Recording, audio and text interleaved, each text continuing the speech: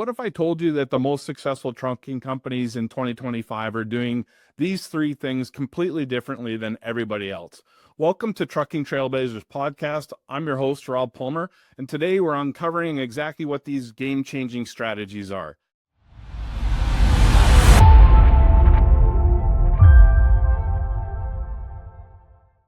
Today on the show, I've got Thomas McKee from Payne Transportation. Great to have you on the show, Thomas. Thanks, Rob. Thanks for having me. So I'm on the executive team, so Vice President of Driver Services and Innovation.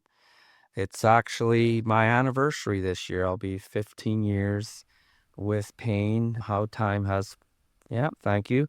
How time has flown. Initially came in to Payne as they saw fit for me in the recruiting to build the fleet, retain what they had, and really created that position, and quickly was promoted through initiatives I started and things I saw as opportunities for improvement, which, moved me up the ladder. My value was noted, and hey, if you work hard and you do things right, you get a bump now and then.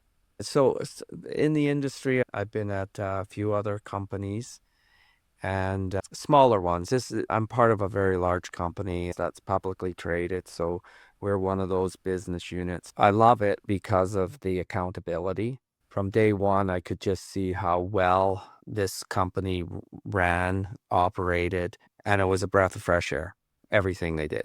So it was nice, and and I think when you enjoy it, time will fly, and it has, and it doesn't feel that long, but still really excited about what we can do and accomplish. The culture here, right from the business unit leader, the president, it just has that. It's just like and it was a family business, right? Even though it's owned by, it still has that feel. The Mullen Group allows the companies they purchase to self-manage. They don't take the name off the wall. They bought Payne actually 20 years ago right now, because it's our 25th anniversary at Payne. So 20 years ago, Mullen took it over, but they didn't take the name off the wall. It's still Payne Transportation. A lot of people don't even know that there's an affiliation there. So the family were involved from day one, and still two of the family members are still in the president and director positions. So so anybody who's been in trucking for a long time, drivers that know the Tri-Line days, and they know Tom Sr., they just created that culture. And when you look at their history, how quick they ramped up and started, they had 100 trucks in no time, and that's just sheerly because of who they are. And people worked for them before, and they started their own company, and I'm going to work for them. And that's that. Yeah, that's what I see. And then, like I said, the accountability to work for an employer that has performance reviews on staff, myself, everybody from sales, dispatch, mechanics, all of those things. There's performance reviews. There's the expectations that you have as an employee. They get talked about. If you're not happy, you get a chance. There's a voice every year.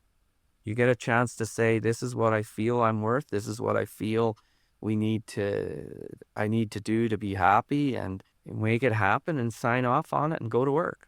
Next year we'll do it again. And so I found that was a major difference for me from a personal standpoint, because I work hard and I want to be valued. And if you don't have that chance to be reviewed, then how do people know what your expectations are anymore? So that was a big thing for me. And it's and lots of potential to make change. It's if you see something, they really embraced it. They weren't stuck in their old ways. We're pretty innovative as one of those business units in the group. We're very diversified, which I feel is a benefit. So we have a dry van division, we have an open deck division, we have a specialized division that deals more in the heavy haul. And we also now have a wire and cable division, which specializes in storage and the moving of wire and cable. And then logistics, because there are times where, we don't have assets available, but because of our network and the length of time we've been in business, we do have quite a portfolio of vetted carriers that will support our customers if we can't get there with an asset. So we run all over North America. We're all over, Rob, like all the way down to Miami, LA. We're running all over. And after 25 years in business, a lot of those customers have been in this company since the beginning and continue to let us service them. So we're pretty excited about the people we haul. It is a tough industry to be in. It's very competitive. I don't know if people really appreciate just what it takes to get goods to the door. North America, the conveniences are it's probably the greatest place in the world to live. And just for the public to know that, hey, the lifestyle that you as a driver to operate and move freight, it is not easy. It is not easy. I have a heart for that, and I think that's why I'm in driver services. I'm not a driver. I grew up in a family that I'm an immigrant from Northern Ireland. My dad had a trucking company over there. And yeah, so I grew up around it. I grew up around a dad that wasn't around, providing for the family, running to Germany, France, getting on ferries and going to Great Britain to get over to France, and was lucky enough to travel sometimes with him as a young kid to see just what it was like. And yeah, and when he came to Canada, we emigrated. He got into trucking right away and started as an owner operator and worked his whole life here and retired out of it here. So if I want to spend time with dad, it was go polish the wheels at the shop because that's where he'll be. So yeah, so getting into the industry, transportation, so many people are involved in it. It's everything you get has to be transported, and the majority it's all by truck, whether it's last mile or part of the way, it's coming by truck. And so on the road and giving drivers the room and trying to be aware of them. Yeah, I wish there was a more heart for them than I do believe. I watch lots of video footage, so I see just how the public can be around trucks, and Absolutely. so those can be discouraging. So, what are major industry challenges that other trucking companies are facing right now in 2025?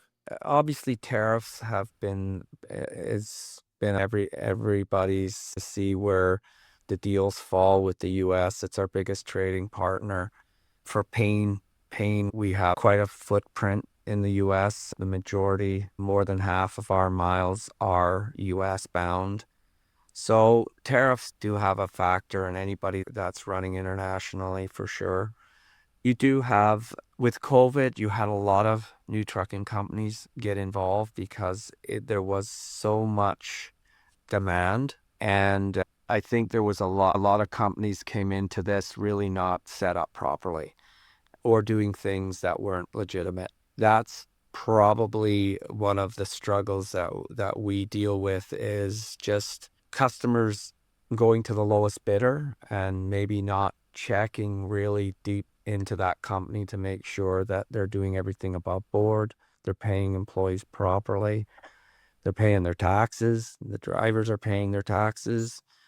Anybody Googles Driver Inc., they're going to learn what's been going on in North America when it comes to that whole misclassification thing. So that just hurts rates, right? Because you want to haul people's freight, but at some point, if somebody has an unfair advantage, they have an unfair advantage. So we can't just drop our rate, and that just hurts everybody.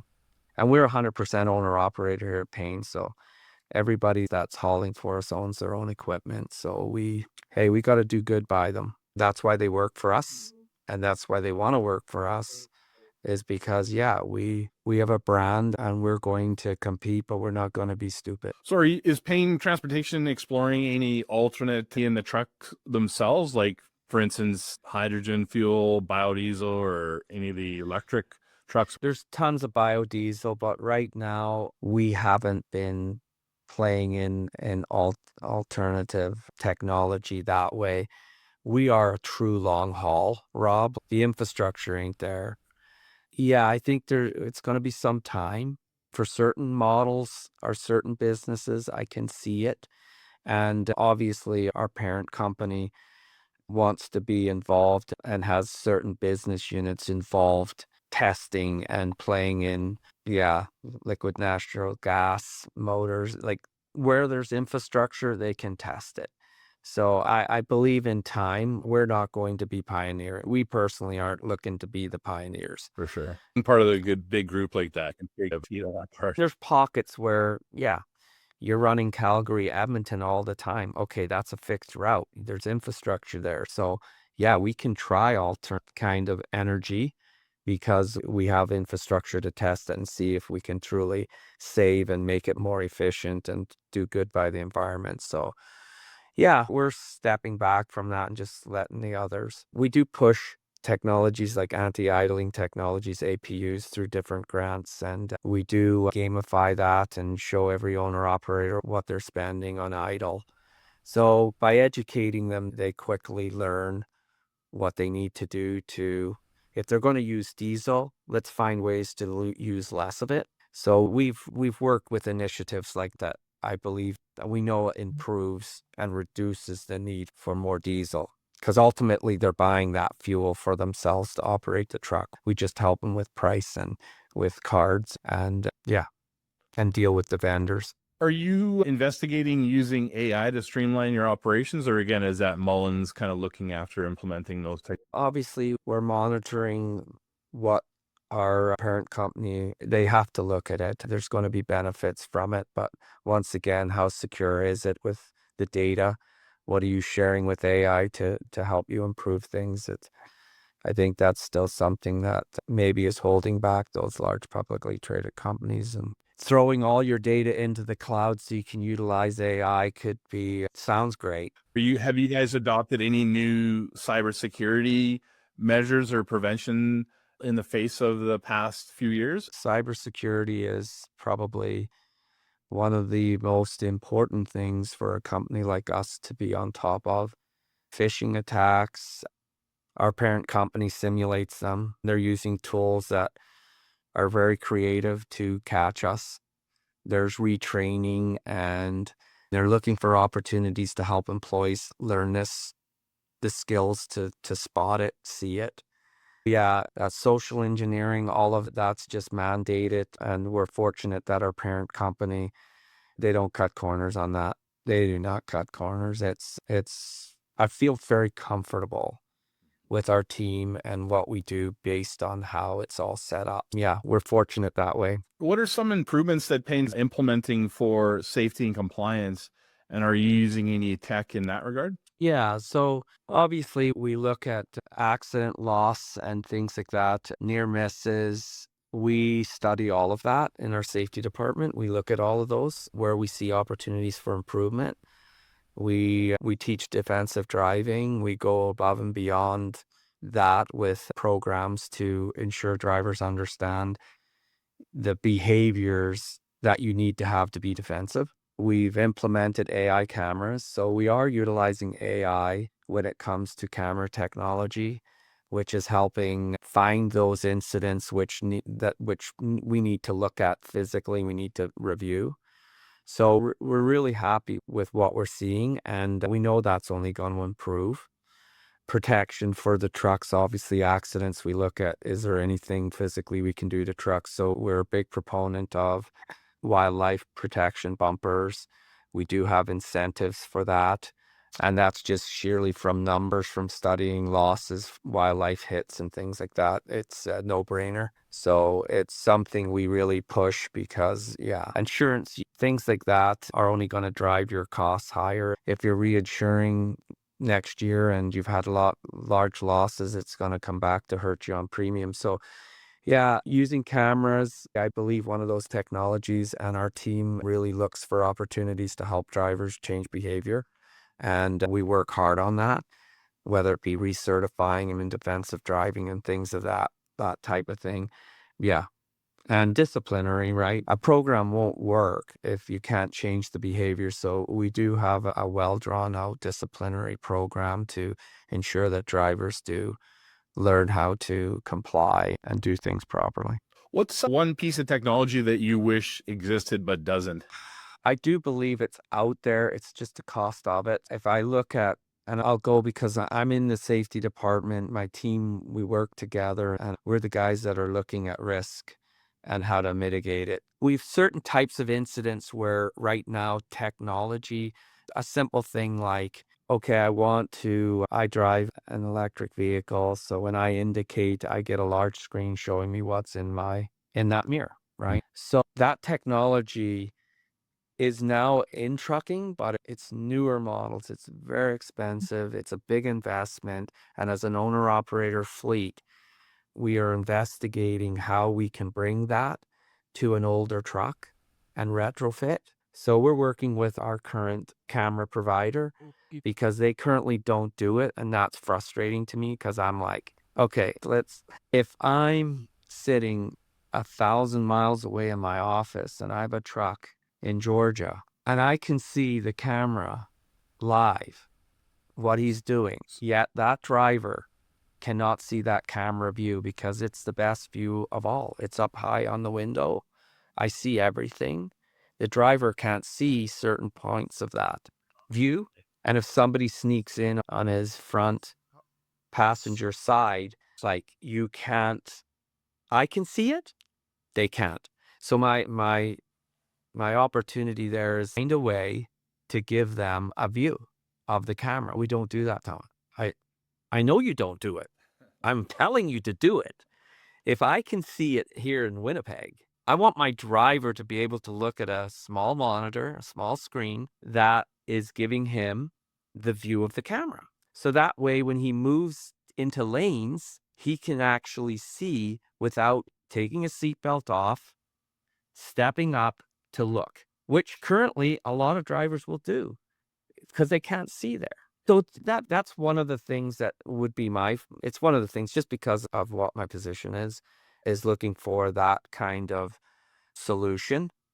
And I'm being promised that we can make that happen.